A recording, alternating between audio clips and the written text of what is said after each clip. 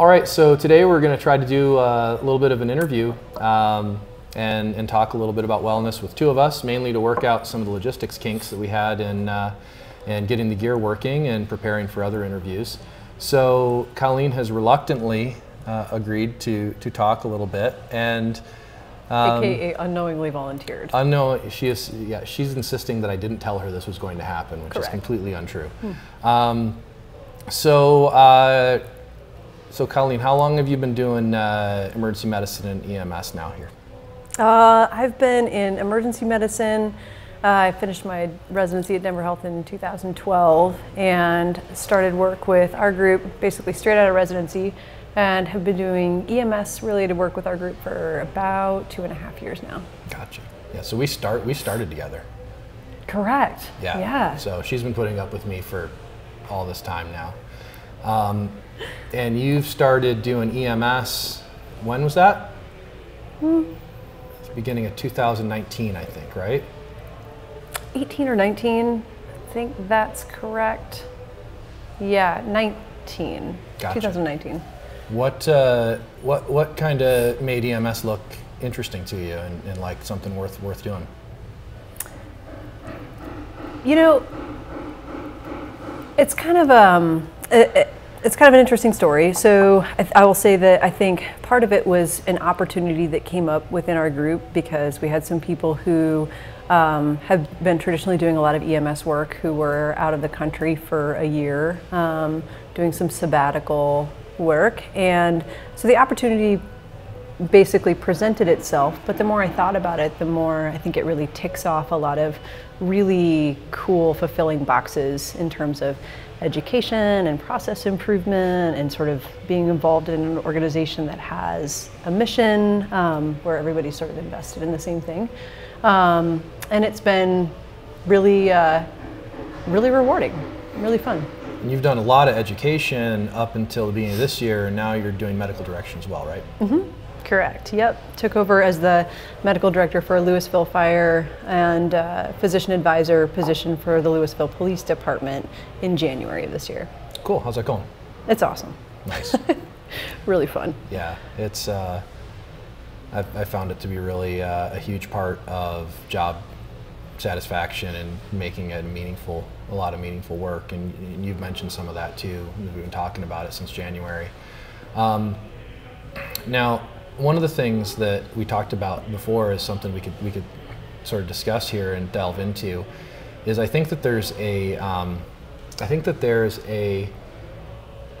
kind of a misunderstanding of the interaction between workload, burnout, and solutions for that. And I think a lot of people always think that, well, if you're starting to struggle with burnout issues, which the majority of people in emergency medicine EMS do, that, well, if you just take more vacations, take some more time away, or lighten the load, it's going to fix that. And I think that's a double-edged sword. But what's been your impression of that interface between workload versus the kind of work that you're doing versus kind of how that affects your mindset? Yeah, I actually think that it's totally false. I think being able to step away and have some time with your family and enough time to dedicate to self-care is important. That being said, I think that the majority of people who work in emergency services, in emergency medicine and EMS, certainly probably find themselves on the industrious end of the spectrum. And I think that working hard in a fulfilling role is self-perpetuating. And I think that when you find that, it's rewarding. And I think that in and of itself creates a cycle where you inherently want to do more of that because it's a good place, it's a good feeling, and I think people really are driven towards meaningful work. And so I think the need to step back from your work is probably more of an issue with the work itself than your work-life balance. Gotcha. So in your experience, what were some features of just working straight clinical emergency medicine that maybe didn't have as much meaning as you would want it to versus what you found doing EMS medical direction, working with pre-hospital providers? Mm-hmm. I think the the education space has always been a place where I really find meaningful work. I love teaching and engaging with people in an educational realm, and that's always been and continues to be really, really fulfilling. I think having an organization that has a shared mission towards excellent pre-hospital care and helping to kind of shape that to the point where you've created a process that then they can take and make their organization better is really fulfilling.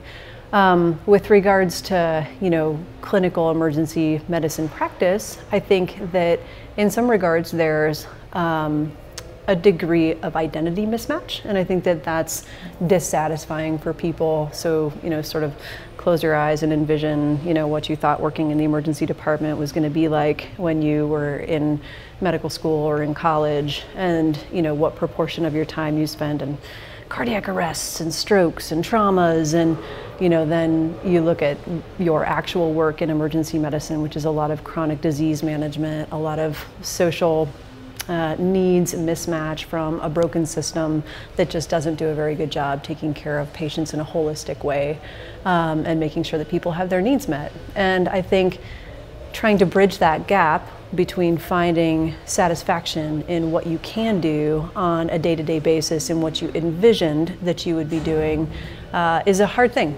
And so something I think that requires kind of continual self-reflection. Like, what's one thing I did today that was really good for one person, as opposed to what I sort of envisioned, my career as an emergency medicine physician would be at the head of a bedside of a trauma patient.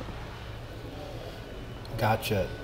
And delving deeper into that, and this is something I've noticed personally, and I'm wondering if, how you've seen it, when you started doing more EMS and more education stuff and having kind of a broader palette of a job description, did that change the nature of how you saw the bedside clinical emergency medicine?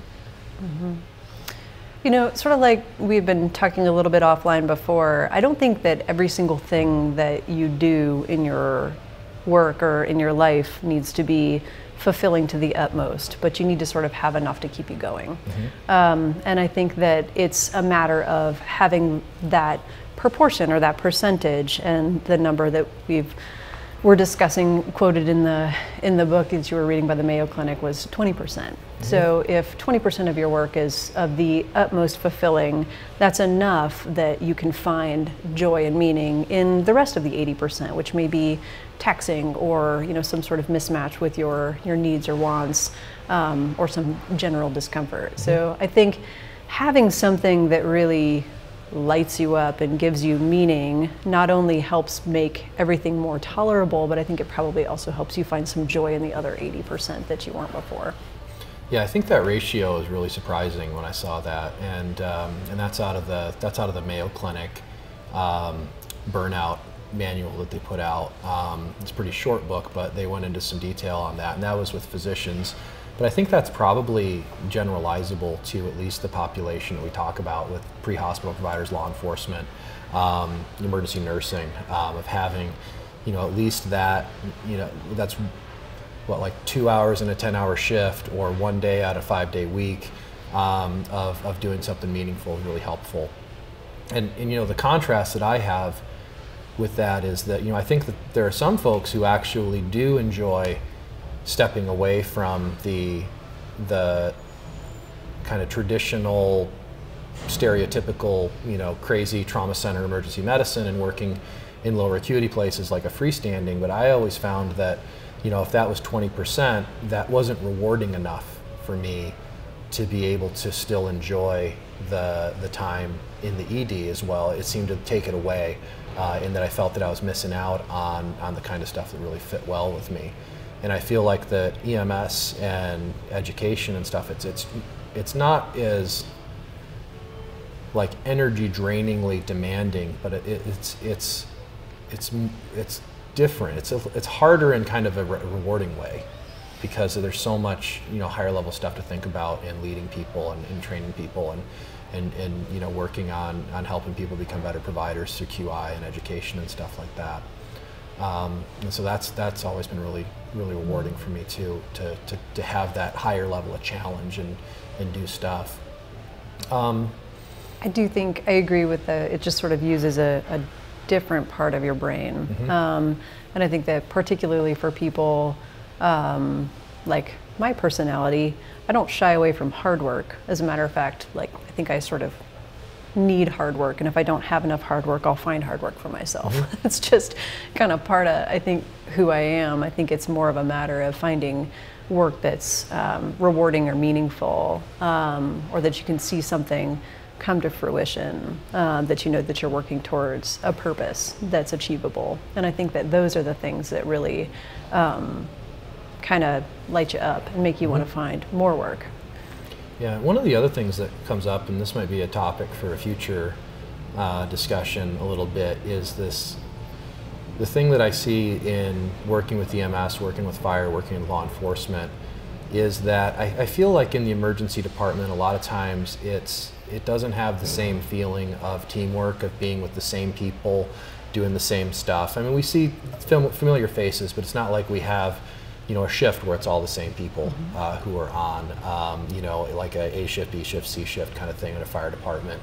And so it's always kind of, everyone feels very disjointed in the emergency department, and we kind of just see each other there. Whereas, working with police, working with fire, working with EMS, and having that continuity of the same faces, the same folks that were working together in education, and seeing that over months and years.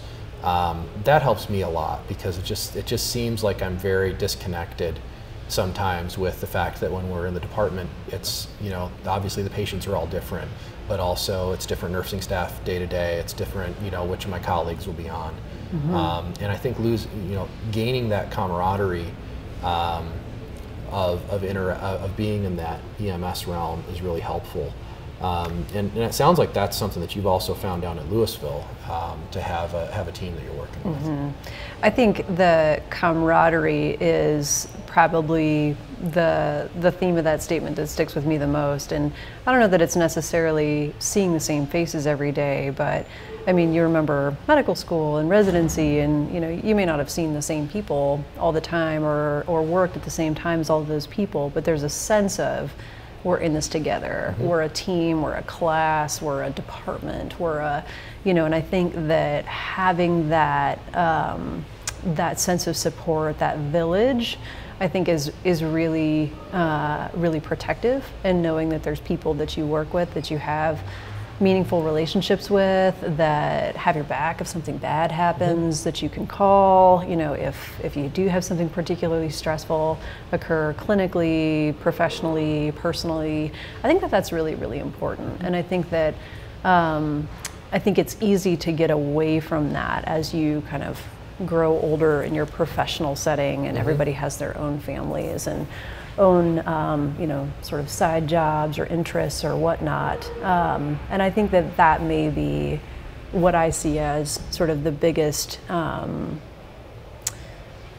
contributor to a feeling of disjointedness or a lack of a village or support system, because we really do very difficult jobs, and I think that it's really nice to be able to have people that are in a similar situation, that have seen similar things and done similar things and experienced similar stresses, to be able to debrief with.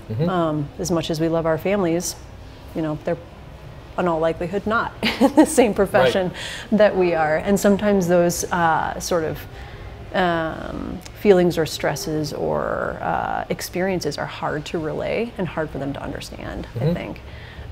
So I think that having a sense of community is incredibly protective for burnout, work satisfaction, and just the camaraderie, I think, is really important.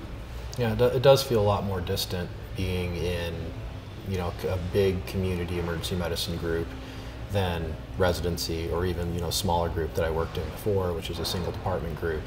And I think that's a big thing. And even like today, we just had our EMS team meeting here with Dan Cheek and Micah and Rob Frakes and TK, all getting together, and we've been doing that every month, and I think that's made a big difference for all of us just having that regularly getting together and talking about issues and agencies and plans and what we can improve and where there's problems we need to work on.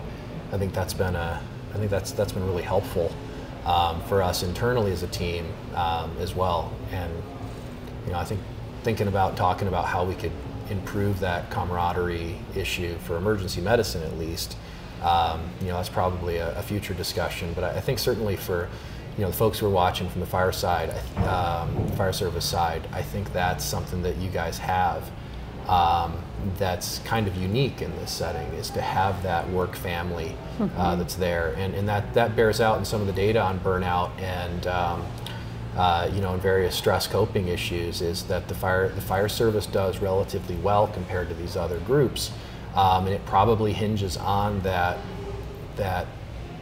work family, living together, working together for an extended period of time, and having that internal support attitude. I think that makes a big difference, and thinking about how to bring that to these other fields, I think, is a useful thing. But I think you set me a 15-minute limit on how long we were able to talk, and I have no idea how far we went. Micah, how did we do? 22 minutes. Okay, so we got 7 extra minutes out of this. Anyway, we'll talk more. We've got some more interviews lined up here that we'll try to do, and let us know if you guys have any ideas of other topics you want us to talk about.